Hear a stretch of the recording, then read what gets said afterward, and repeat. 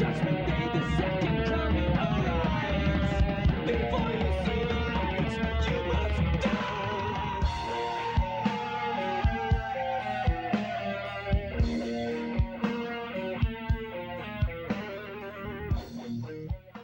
Most people think of Tompkins Square Park in the context of the last 4 or 5 years, when actually it's got a rich history that dates back well over 100 years, a history that's replete with struggle and confrontation and controversy. Again, most people think in terms of the recent police-instigated riots, but in fact, you need not go too far back in history to learn that the ILGW riots occurred here, the suffragette movements. For well over 100 to 120 years, this park has been the hub of opposition by people in the Lower East Side to policies which single out the oppressed and the powerless and the disenfranchised for the pain and punishment which government is so anxious and so willing on a regular basis to hand out. The city has conceded in court papers and in oral argument now that the secondary purpose behind the destruction and proposed reconstruction of this park is to, quote, alter park pattern usage. They want to do whatever they can to try to reverse the tide of history, which can't be done.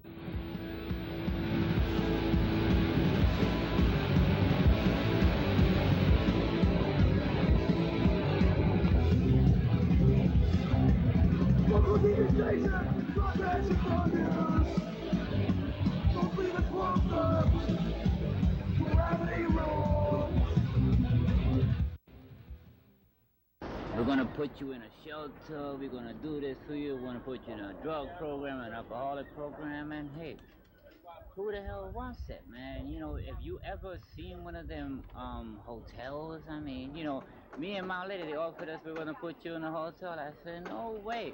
I have my tent, I have my freedom, I can do whatever the hell I want to do. Over there, I have to be in by 10 o'clock.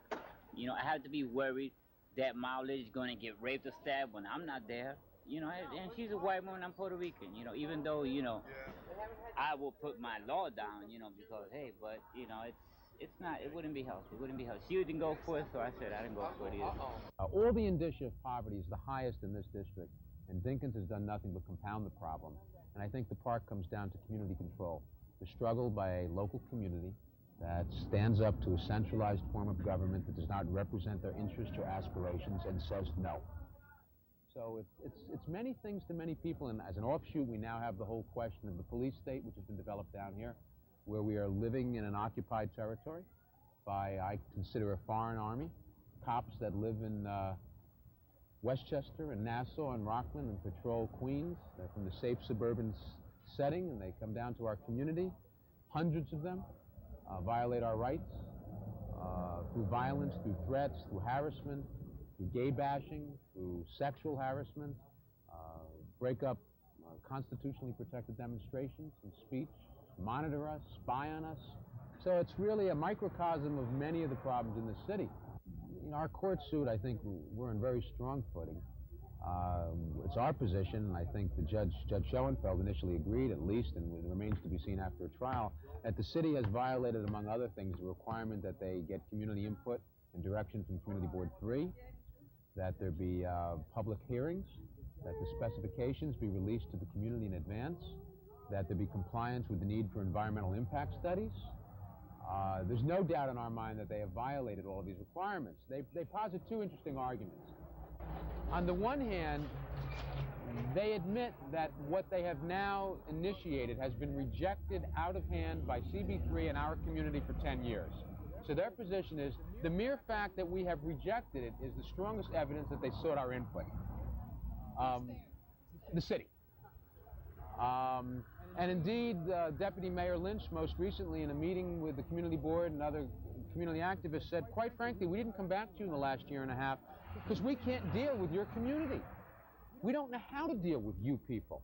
So basically, despite the fact that this plan had been proposed for 10 years, had been categorically rejected as recently as a year and a half ago, the city said, tough, we're going to do it. It's our park. Well, Mr. Dinkins, you're wrong. It's not your park. Your park may be Central Park. It may be the tennis courts.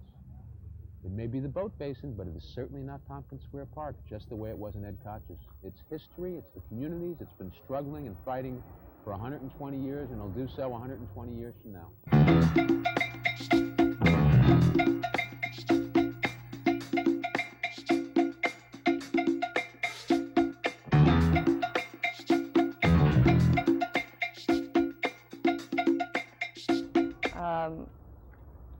This is very frightening in terms of direct impact on the community. One of my friends still plans to build a pedestrian walkway through to the East River, which would directly attack the project, and they're going to have no recourse in terms of voting, in terms of their legal representatives, which, as I say, at this time our legal representatives have no power in any way, in any case. So it's essential that people wake up and start organizing if voting is to mean anything at all in this country. We're going to continue the lawsuit.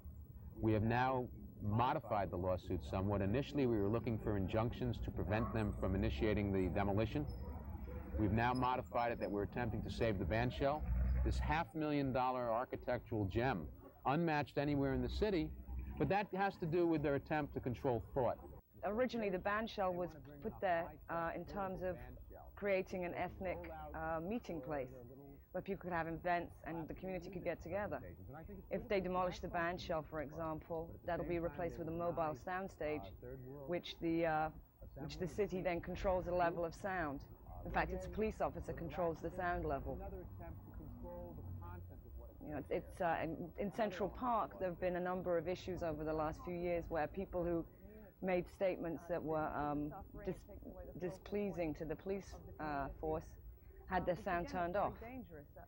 So any incident that occurs, the police could blow it out of proportion and simply close any rallies down in the park. I mean, it's an issue of self-empowerment. We're being stripped of our power in this community. And unless we fight very hard, we'll have no say. The lawsuit now is also seeking a declaratory judgment ruling that what is done to date is illegal, bringing it to a halt. And on behalf of hundreds of thousands of potential litigants in the Lower East Side, we're seeking compensatory and punitive damages. We're going to sue the city for $20 million. Now, I don't know, as the judge sort of remarked in an aside, the paradox of people suing the city, trying to tell the city not to spend money on a park project which is unneeded and unwanted, and the likelihood of their prevailing on a lawsuit and winning money from a city that's bankrupt and can't pay it is mind-boggling. You know, there's something interesting that this ultimately comes down to, and I think it's broader than just the park. This comes down to an issue of land. You've got gentrifiers, you've got speculators, you've got developers. My God, the New York Post, which has been in the forefront of the most vitriolic, reactionary attacks on the homeless and the activists down here, is owned by the Calico family. They have corporations which are among the largest warehouser of empty spaces in the Lower East Side on 10th Street. They own the entire block. They're just waiting to increase their profits. So they're using a means of public control, public dissemination of information to suit their own economic ends. We have land issues when it comes to the squatters around here who have fought for years in trying to make a decent, habitable life for people who are homeless and powerless, whose voices are not represented or listened to.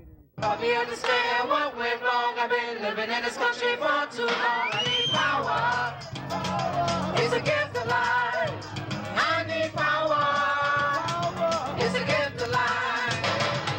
Help me understand what went wrong. I've been living in this country for too long. I need power. It's a gift of life. I need power. It's a gift of life. Everybody know we need power. If we had the power, we would not be in this condition. Give us the power. Y'all say that again, man.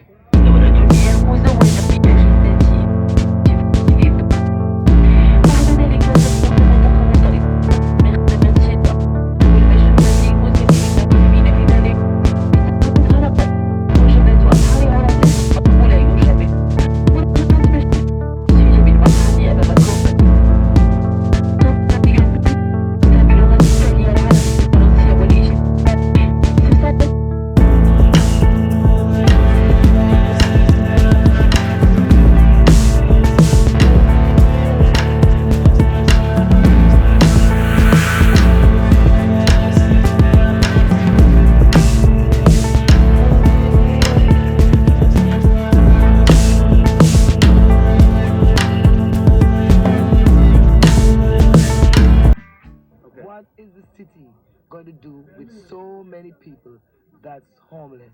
Where are the people to go? They kick the people off the subways. They kick the people off the Grand Central.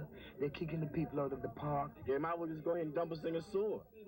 I mean, you know, it's like everything else comes before human lives. So somebody has to do something because day by day we living through hell. There's always something that can be done, but it's a tremendous battle. And I don't think anyone's aware of the sort of danger they're in yet. That's one of the things we're trying to do in letting people know that they're losing their autonomy in this community. I think you have to look at it in the larger picture. To begin with, this is not just recently a raid on Tompkins Square Park. Dave Dinkins has declared war citywide on the homeless. You know, they moved, quote, semi-surreptitiously in this act. He has been semi-surreptitious for the 2 years he's been in office. He's declared war. He's attacked Tompkins Square Park, Columbus Circle, Riverside Drive. I think this is part of his attempt, out of sight, out of mind.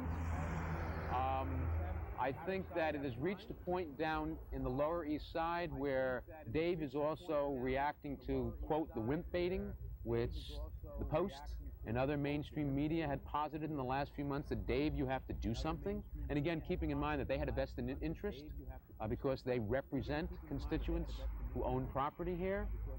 I think that the pretext of the so-called Memorial Day riot is being used. There's significant increase in pressure from certain other elected officials who are running for office again, who need the monies of real estate interests, of land developers and speculators. And I think that Dinkins basically took the position, to use his words, I'm going to bite the bullet. It's very reminiscent of the LBJ policy in Indochina. We're going to destroy the village to save it. I think he finally realized that the amount of political opposition which grew out of and organized around this park threatened him and his administration, was, to use a street phrase, in his face all the time. We're gonna bite the bullet here. This is where we make our last stand. Because they made it last stand, we're gonna make our last stand.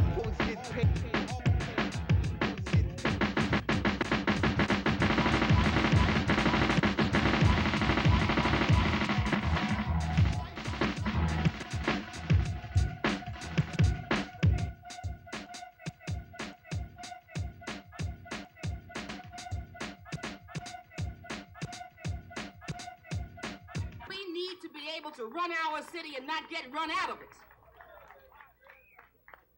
We need to master what is going on in our city. That is the least that any child in any city anywhere in the world should be able to do, is hold their own where they're born. The situation with homelessness, with the disenfranchised is becoming so critical, and it's going to continue to become so critical, and whether the politicians want to address it or not, people are not just going to lie down and die. What we're going to see is a throwback back to the 1963. What we're going to see is when people start rioting, destroying stores, looting, going mad, and so on, then maybe the politicians will finally notice. We should be making sure that the children have decent, healthy home life and holding HPD, Housing Preservation and Development, accountable for what their mandate is in this city, to keep housing, affordable housing, available for people. We should not have 6,000 houses empty and people in the street.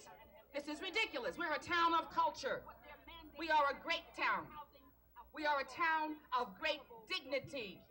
And how can any dignified professional walk by and close their eyes to see the numbers of 300,000 people out of a home? And they don't care. It costs approximately $1,500 for a homeless person to live in a single shelter. It costs over $72,000 a year for a family of 4 to live in a shelter. It costs from $1,200 to $6,000 a month for a family to live in 1 and 2 rooms in a shelter.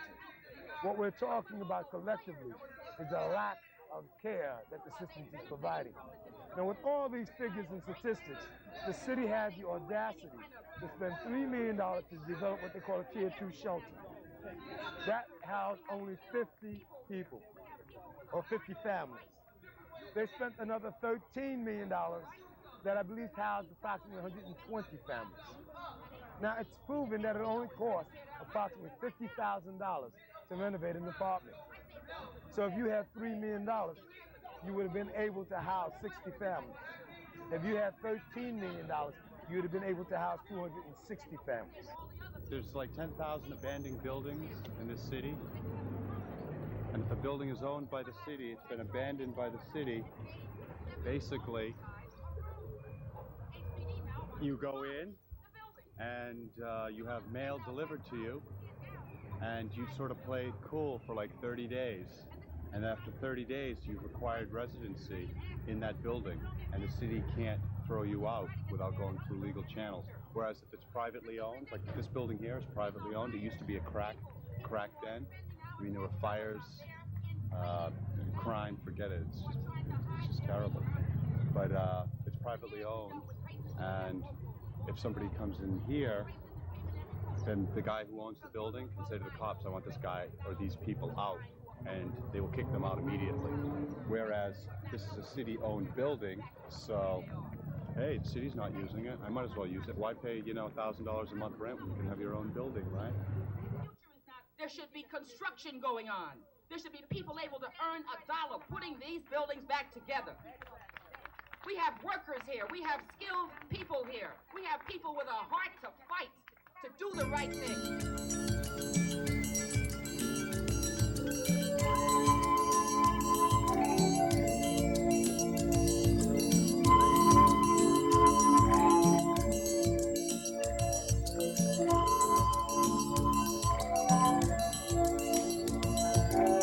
There is no calling greater than to serve a cause greater than oneself.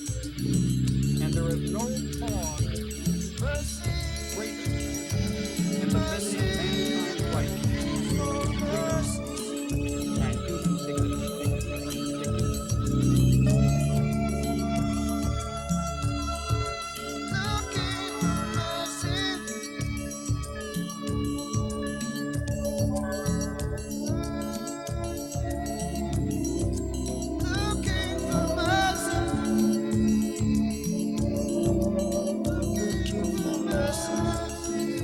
Problems are going to become addressed, I feel, once the people start getting violent, and once the problems start affecting the middle class and threatening people's businesses and so on. When it really becomes dangerous, when you see rioting and so on, then is when you're going to see some action take place. Because I've been involved in the movement over 25 years. And what I always notice is you can walk around and carry signs and so on and come here. I've been to so many protests and so, and you could carry a poster and chant and so on, and it doesn't affect anybody. We live in a culture, a capitalist culture, that the only thing that they understand is two things.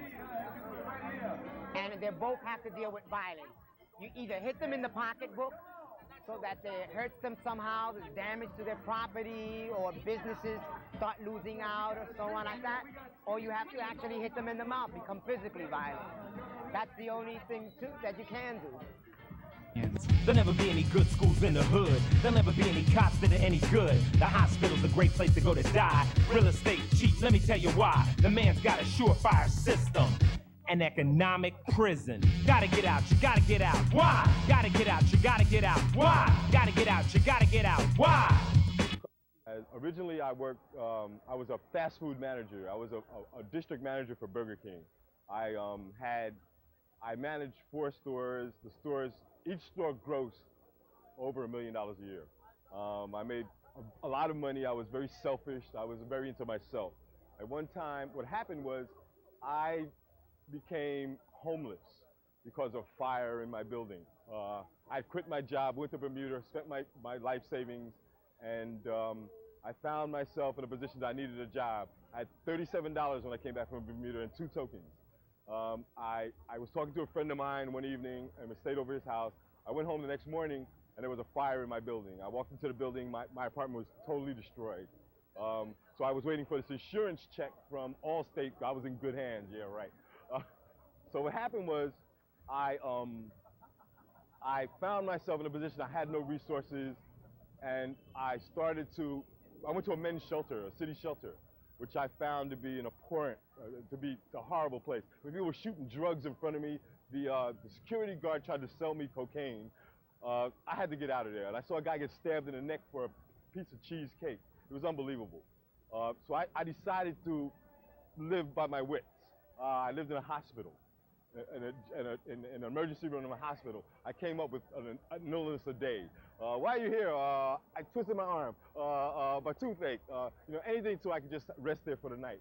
I used to pick up cans, but what happened was I became dehumanized. I became Ralph Ellison's Invisible Man. I was no longer there. People wouldn't talk. I mean, I went for months without talking to people. One day I went to a soup kitchen up in the Bronx called Part of the Solution. And I met some people there who were really cared, who were really genuinely affected by the problem of homelessness and poverty in America, hunger, issues like that. And being a college-educated person myself, I graduated from University of California, Berkeley. I went to Columbia Law until I had anxiety attacks in the law school. And for me, I started, that humanity started to come back into me. And I found that when I was living on the streets, the people that you see around us, these people they're not bad people. I mean, they all have interesting stories. They all have intricate value. I mean, it's just a waste of human potential. And I started to see this, and I started to realize that maybe I could make a change. I could do something, because I could communicate with the people. I understood the language, and I had been through similar experiences. I'm not saying that my experience was worse than anybody else's, or I got off lucky. It's just that I had an education that I could use. I had something I could fall back on, so I used that. And so we started an organization called PANS. PANS is an acronym for People Are Not Satisfied. And what we do is we address issues that are important to low-income, no-income peoples. Issues like housing, welfare reform, the war. I mean, how can we spend $1.6 billion every 2 days in Saudi Arabia, who could afford to buy their own damn army if they really wanted one, and at the same time have people starving, have families, dysfunctional families, and then have the nerve to tell people, well, we can't provide the services that you need. To me, that's ludicrous. When a president of the United States comes to a homeless person or a poor person and tells that person that we're in the Middle East to defend our way of life, hey, I'm ready to quit, Let them have it. They want this way of life, it's theirs, You've got to turn the heat up. Ultimately, Dave Dinkins will only respond to political pressure, and ultimately that political pressure can only come from the grassroots, from the community. If we win a court victory, they'll tie it up on appeal for 10 years. So they're not concerned about that. What concerns them is an aroused, enlightened, organized, popular movement. And that's what we have here.